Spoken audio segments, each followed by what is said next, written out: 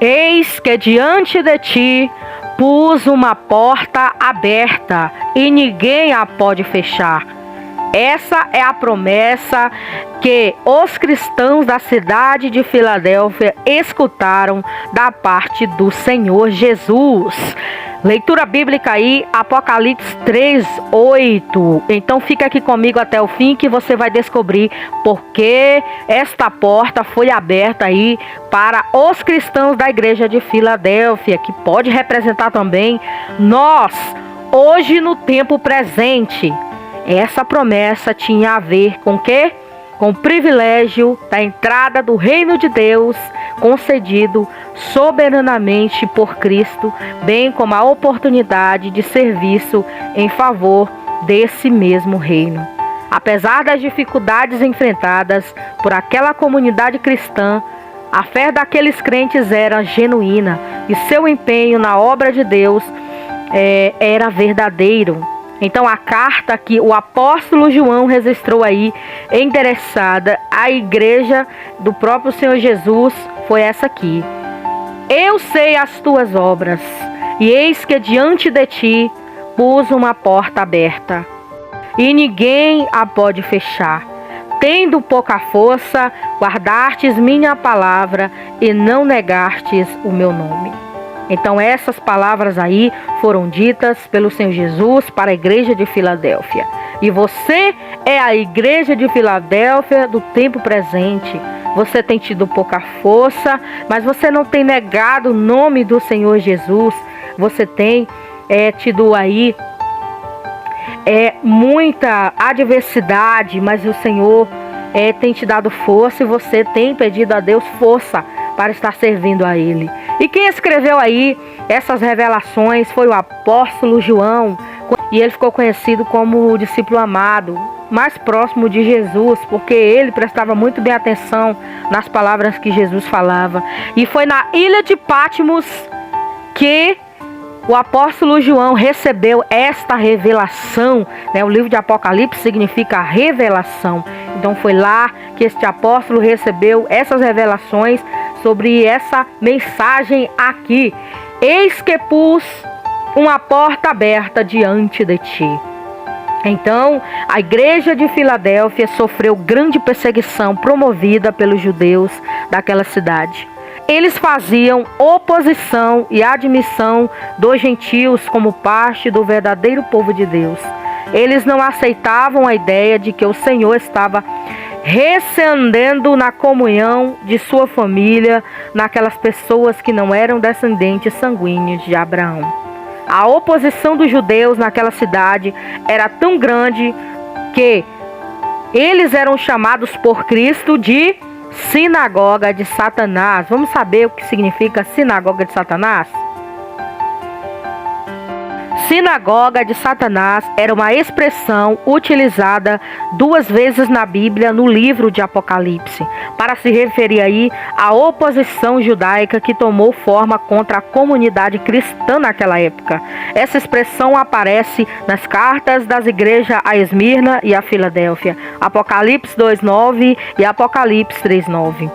Depois do Pentecoste, nas primeiras décadas do cristianismo, o evangelho rapidamente começou a ser pregado em todo o Império Romano. Os romanos não distinguiam exatamente os cristãos dos judeus. Isso significa que os cristãos eram vistos no mesmo nível dos judeus. Por isso que desfrutavam de certa proteção, já que o judaísmo era tolerado. Todavia, após a queda de Jerusalém, em 70 depois de Cristo, a distinção entre o cristianismo e o judaísmo passou a ser mais clara e evidente. Isso ocorreu especialmente porque os judeus começaram a ameaçar a igreja. Eles passaram a acusar os cristãos diante dos romanos, a fim de promoverem uma perseguição. Os judeus realmente se concentraram em se opor ao cristianismo. Inclusive, eles expulsaram e proibiam os cristãos de frequentarem as suas sinagogas, amaldiçoando e negando qualquer tipo de proteção civil, né? A acusação dos judeus contra os cristãos basicamente consentia em afirmar que os cristãos desonravam a César e honravam ao Senhor Jesus. Veja bem como as coisas mudaram, né? Veja bem como as coisas mudaram muito. Hoje em dia, as pessoas estão servindo mais ao Senhor, honrando mais a Jesus do que aos homens em si, tá? Não quer dizer que nós não devemos honrar as pessoas, as autoridades, sim, devemos honrar. Mas aqui, a prioridade é de Cristo. Mas naquele tempo, né, os judeus ali, eles honravam mais a César, né? Porque a César era a autoridade maior e máxima daquele tempo. Mas por isso é que o Senhor Jesus, nesse momento, sendo a autoridade máxima do mundo, das pessoas, porque o Senhor é o nosso Salvador. E Ele deu aí muita força para essa igreja de Filadélfia e está dando força também para nós nesse momento.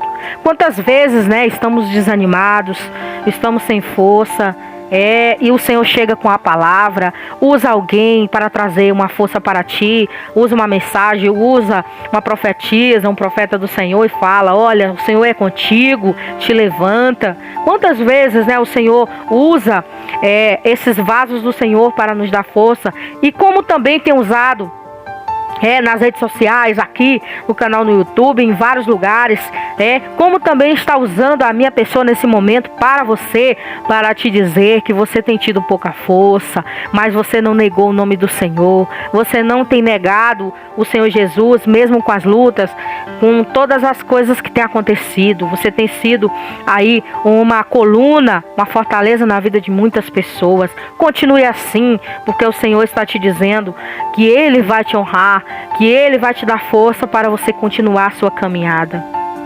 Isso que Jesus chamou aí aquele povo de sinagoga de Satanás, né? Porque eram grandes e intensas perseguições contra os seguidores de Cristo, né? Os judeus passaram a atuar como verdadeiros agentes de Satanás naquele tempo.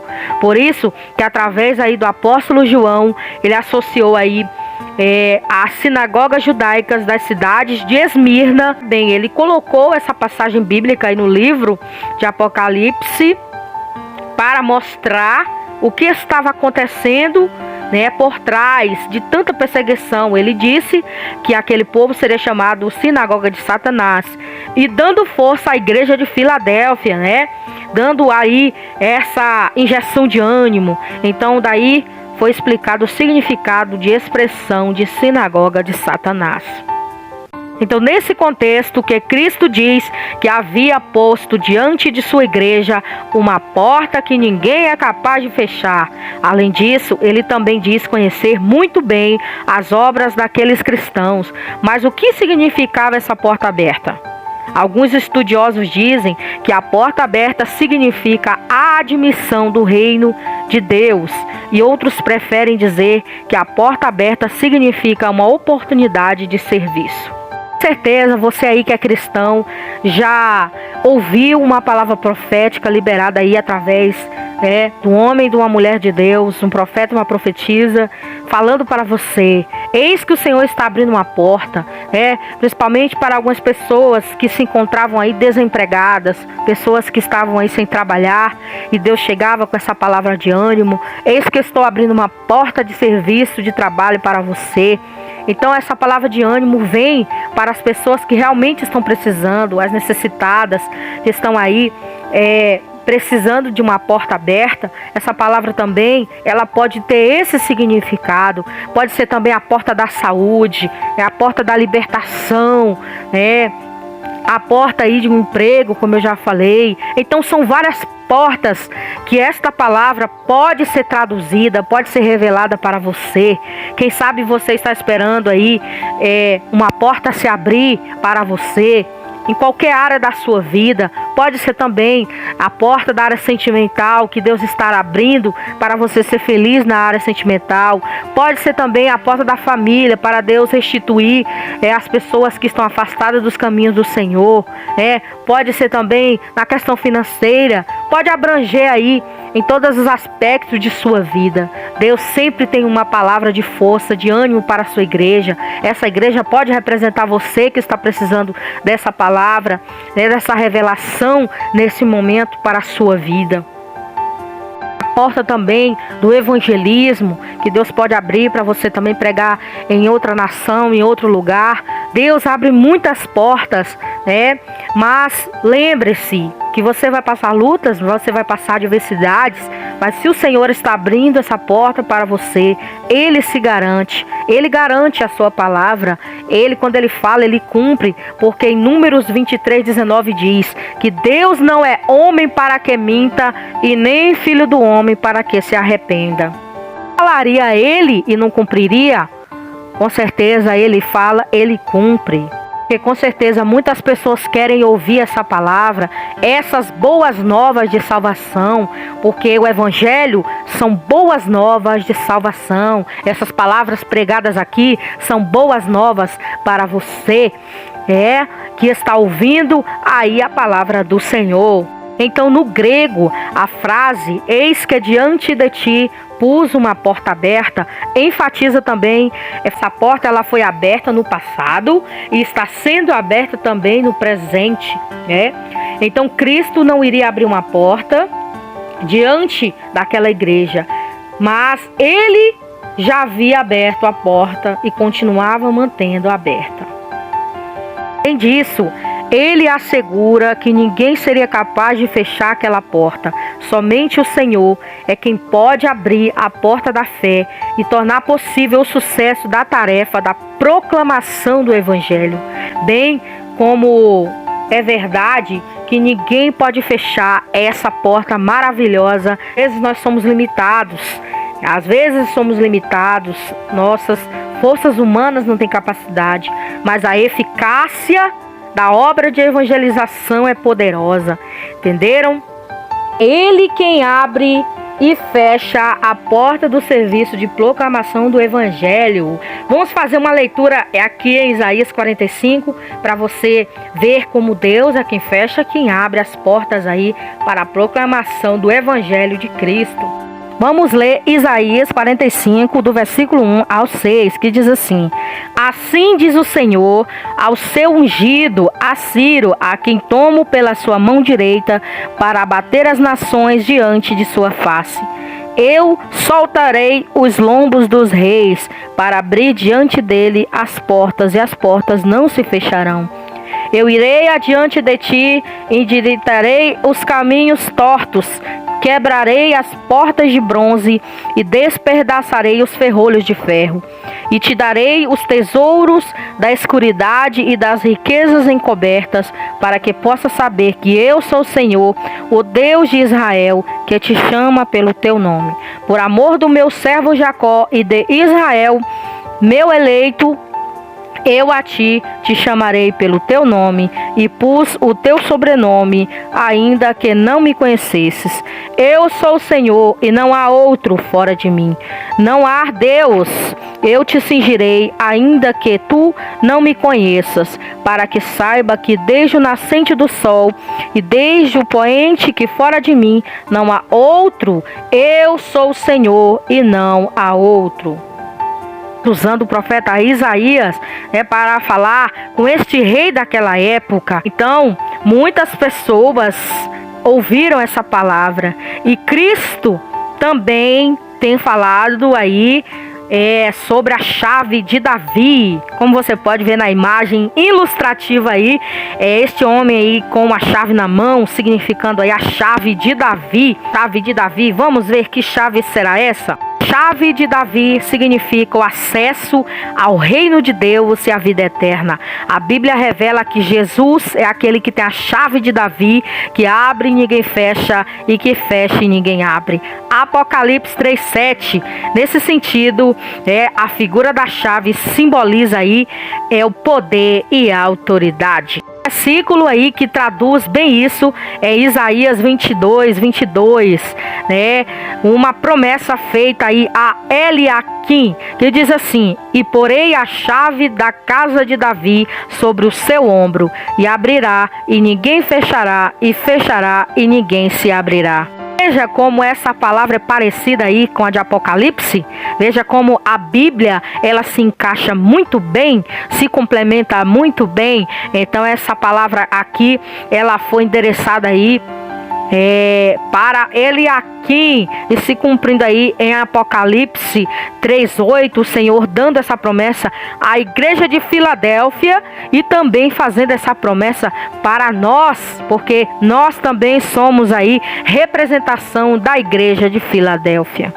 A igreja de Filadélfia podia ser insignificante, né, aos olhos dos opositores, como às vezes muitas pessoas elas olham para nós e nos acham insignificantes, mas a verdade é que são os olhos dessa pessoa, o pensamento da pessoa. Não é que você seja insignificante, não é que eu seja insignificante, né? Não é que nós sejamos, não, porque nós somos mais que vencedores em Cristo Jesus. As pessoas às vezes elas nos julgam, elas já declaram ali, escrevem um texto e já dizem: essa pessoa é assim, é assado. Mas eu quero te dizer que mesmo com esses olhares opositores, para Deus, nós somos grandes. Mas apesar das perseguições naquele tempo, né, para com a igreja aí de Filadélfia, eles guardavam a palavra do Senhor e não negaram o seu nome. Embora ela tivesse pouca força, ela tinha, mas a igreja era guardada por Deus, né? Leia 1 Coríntios capítulo 1, versículo 8, 1 Coríntios, né? E Apocalipse 3:10. Então a boa notícia para você é que a promessa continua válida até os dias de hoje. A verdadeira igreja de Cristo, ela pode ser pequena sim, mas ela tem uma autoridade de Deus muito grande, e as portas serão abertas, porque se Deus abre a porta, Ele tem poder e autoridade de mantê-la aberta, e também tem poder e autoridade de fechá-la. Então aquela comunidade passou sim, porque já foi há muito tempo, mas o evangelho ficou ali escrito para nós como igreja do tempo presente, chamada de Filadélfia. É uma simbologia aí, continua triunfando, continua ali espalhando o evangelho aos confins da terra. A porta continua aberta e ninguém a pode fechar. Hoje, essa porta está aberta diante de você, essa porta está aberta diante de nós. Nós temos aí nas mãos o maravilhoso privilégio de participar do serviço da obra do Senhor. Foi por isso que Apocalipse 3:8 diz: eis que diante de ti pus uma porta aberta e ninguém a pode fechar. Então aproveite essa oportunidade, porque a porta está aberta da graça para você que não conhece Jesus Cristo como Salvador. E se você quer entregar a sua vida ao Senhor Jesus, eis aqui a oportunidade de você entregar a sua vida ao Senhor Jesus, para que Ele possa cuidar de você. E a porta da salvação está aberta até os dias de hoje, mas não deixe para amanhã. Eis que Ele pôs uma porta aberta diante de ti e ninguém a pode fechar. Esta palavra é para você. Receba, pois a porta está aberta e ela só pode ser fechada por Jesus. Mas se Ele abre, ninguém fecha, e se Ele fecha, e ninguém abre. Você tem tido pouca força, mas não negaste o nome do Senhor. Está aberta porque o Senhor abriu para você passar. Um grande abraço.